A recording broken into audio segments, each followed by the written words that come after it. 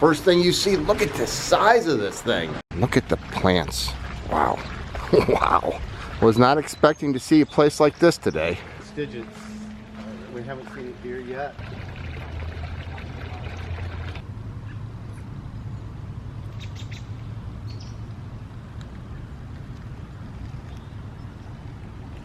It would be nice to get crystal clear water. All we would need to do is put a wetland filtration system in here and gravel. It just shows all the creativity that can be used with the plantings. So are these columns? Are these columns from Italy? These are ancient Roman columns. So yes, 2,000 plus years old. And this here was just poured concrete. We used lumber, old lumber, to kind of leave that stamp feeling.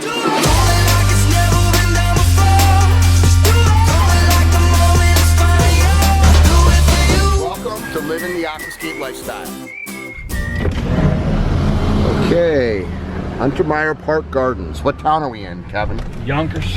Yonkers, New York. Kevin Cotter, and this is a project that you did 5 years ago, or 2015 we started. Okay, and it's got multiple water features on it, right? Correct. Okay, Blake, you excited about this? Yeah. I'm Greg Wittstock, the Pond Guy. This is my channel, Greg Wittstock, the Pond Guy, and we're traveling around New York with Glencar Water Gardens, named after a waterfalls in Ireland where you proposed to your wife. How romantic. I can't take any credit for it. Let's check out some beautiful aquascape water features. So we got Timothy. What is your actual title here? I'm the head gardener at Untermyer Gardens. And you said in the day there were 60 of you. 60 full-time gardeners. Yes. And now there's how many of you? Now we have 5 full-time gardeners and a couple seasons. And you were the longest tenured. And I'm the longest tenured. I came All right. here when the Untermyer Conservancy got involved, partnering with the city to restore the gardens. Okay, and we're gonna go into that place right over there, right? A walled garden. Untermyer built it with the help of his designer William Wells Bosworth, who was a renowned landscape architect and architect of his day. Bosworth that did Kaikip for the Rockefellers,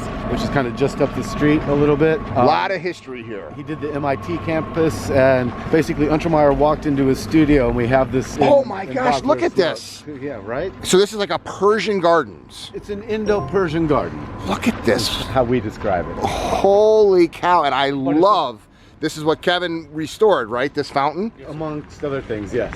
Whoa. It's an Indo-Persian garden appointed with the study of Greek architecture, basically. I love this. The first thing you see, look at the size of this thing. Holy cow. So when you got here, this wasn't running, right?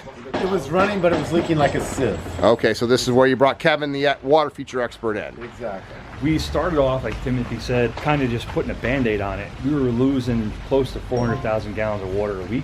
Now that's a leak. Yeah. Because it was concrete and a lot of old piping probably, right? So the concrete was failing, so we came in, we put a Band-Aid on it, got it to stop leaking probably 80%, right? Maybe 85%, with plans to restore it, which we did 3 years ago. And what we did was we took all the coping stones off this whole entire fountain, which is about 7,800 square feet. We removed these giant saucer fountains, which I think we figured out they weighed about 1,100, 1,200 pounds each. Had to install all new plumbing, all new fountain jets, attach that to the old plumbing that we found back from... The hardscape was done by 1915 and was planted by 1917. Okay. What are these trees? Are these alders or what are they? Weeping European beech. Beech trees. Wow. I mean, it feels like you're walking into a jungle when you walk in and open the door here. A little bit. So the whole principle of an Indo-Persian garden was to represent paradise. And depending on what your take on paradise is, so Eden, the Garden of Eden. The canals, the 4 canals, are to represent the rivers of wine, water, honey. Wine, water, honey, and beer? There you go. And then the 2 weeping beeches would represent the tree of knowledge of good and evil and the tree of life. Hey. So there's my son over that. So that must be the evil tree right there. Right, right. This is incredible.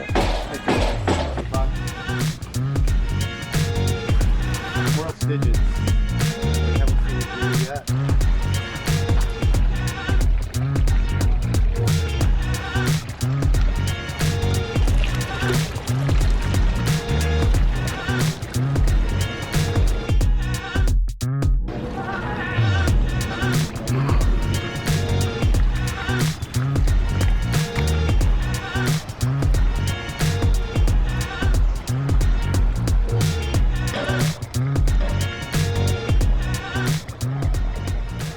So really no filtration, just got the fountains going. It would be nice to put wetland filtration on this. You have ion gens For the string algae. They got a couple goldfish in here. A lot of plants. You see a lot more of the tropicals down in the far pool, the large pool. Well, when we restored this, obviously there were budget constraints at some point, so we had to cut back on filtration, but it's planned for the future. Nice. So right now it's reflecting, and then we'll actually put gravel in it and make it a wetland and make it actually clear water. Yep. Look at the plants. Wow. Wow. Was not expecting to see a place like this today.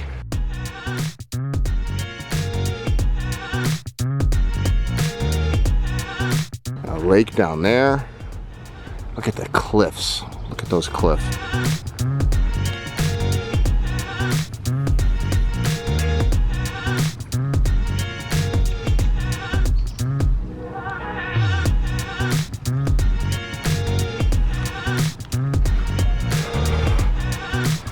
Oh, look at this beautiful lily pond. Wow, I love the lily pond, Kevin. So this is what he takes care of all the plants and... His design, they replant every year. He changes the theme of the garden bed every year as well. And then you have to ask him how many exactly did they plant. Like, I think well over like 20 or 30,000 bulbs every year. So Timothy, this is the ritual, coming in unplugging the fountains. Every once in a while.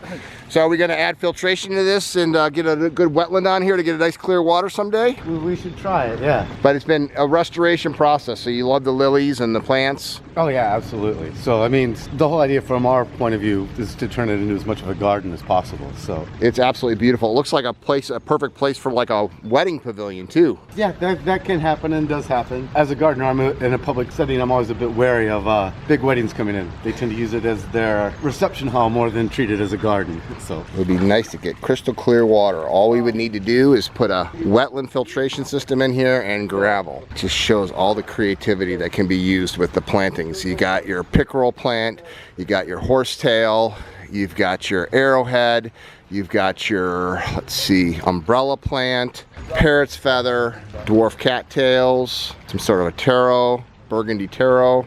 So you take a lot of pride in this place. it is a dream job. It's safe to say, Timothy, that you love your job? Oh no, absolutely, I love my job. Hey, he said it, I got him.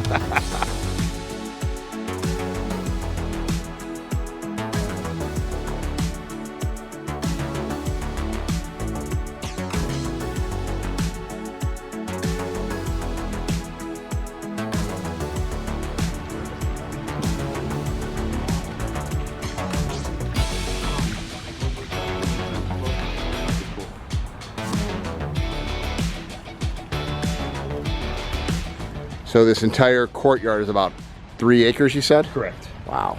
So you said this is where they do like outside concerts and stuff, huh? Yes. Yep, they do numerous outside concerts, free concerts. Wow, so much history. Look at this. Samuel Untermyer built these gardens for his wife for her birthday. Wow, that's a pretty nice birthday gift. Yeah. So this is actually an old pool, and what are you gonna do here, Kevin? We're gonna turn it into a reflection pool.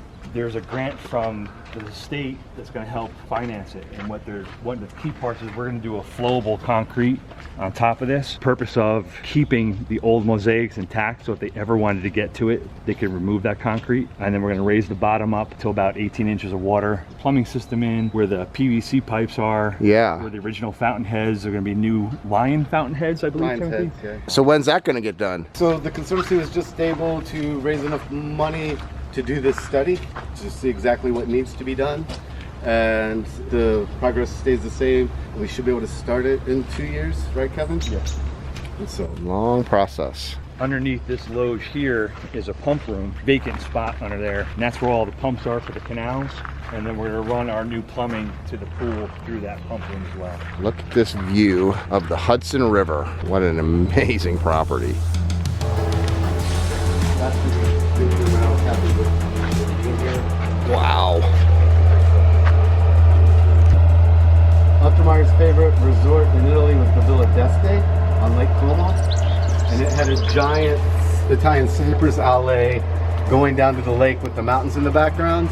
In Italy? And he, in Italy, at Lake Como, and he described this to his designer Bosworth, and they largely recreated that same proportion and scale. Going down to the This Hudson. just we couldn't use Italian cypresses, so we've used Japanese cedars, but If I held up the picture of the Villa d'Este, the proportions are almost identical. Really cool. I would say that's a pretty good representation. Sure. But again, that was Untermyer's favorite resort, and so he just commissioned a slice of it here. Yeah, not bad. Away from us. Look at that beetle. Who's in it? Cool. Some of the singe here and there. Really? Wow. I love my job. So are these columns? Are these columns from Italy? These are ancient Roman columns. So yes, Jeez. 2,000 plus years old. Untermyer got them through the Stanford White Estate. They've been here ever since, framing this view of the Hudson and the Palisades. So that's the old gatehouse you said? The old gatehouse. So there used to be a road down there to come in along the, that used to be the road? Well, so you can see our carriage trail where the skid steer just came down was, Untermyer had stables and he had a boat launch down on the Hudson River. And you can see the bones of the carriage trail as it crosses. This is the old Croton Aqueduct we're looking at, this well-worn footpath. So that's how New York City got its water. It's now a historical artifact in a state park. It's a well-traveled, well-used recreational trail that bisects Untermyer's property. So the carriage trail goes by the gatehouse here and goes all the way down to Warburton Avenue, which is just down the bottom of the slope. But because so many people use this, we really wanted to turn this into a lower entrance for the garden. And this was completely overgrown. When I got here 10 years ago, standing here, you couldn't see the gatehouse. It was so overgrown with vines and fallen trees. So we've cleaned that up, and we've also cultivated a new rhododendron garden. We reclaimed the old rose and dahlia garden here, which will be a vegetable garden. And now people coming off the aqueduct have a way to get into the garden.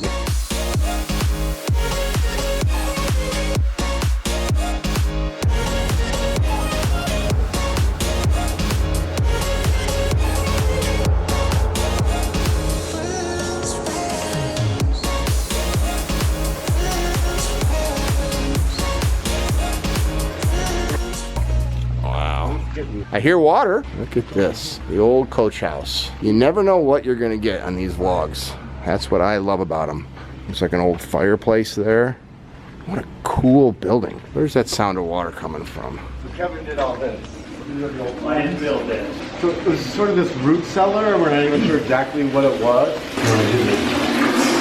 So you got this running again, Kevin? No, we built this from scratch. Our plumbing actually runs around. It is underground, just outside there in the vault. This here was just poured concrete. We used lumber, old lumber, to kind of leave that stale feeling. It kind of draws off how the ceiling was.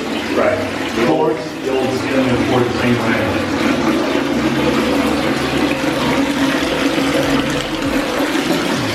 Very cool. I just got over to the Aqualand College for a while. I'm in another county. You're gonna wanna stay tuned for part 2 of this, because this property, I have walked miles today. This property is absolutely incredible. Wait till you see what Kevin did for the next project. I can't even explain it. When my 18-year-old son is impressed by a water feature, that's saying something, because Dad isn't super cool in his mind, but this is an incredible project. Wait, what'd you say, Blake? I said I'm spoiled because I see a lot of cool ponds, but this is really blowing my mind right now.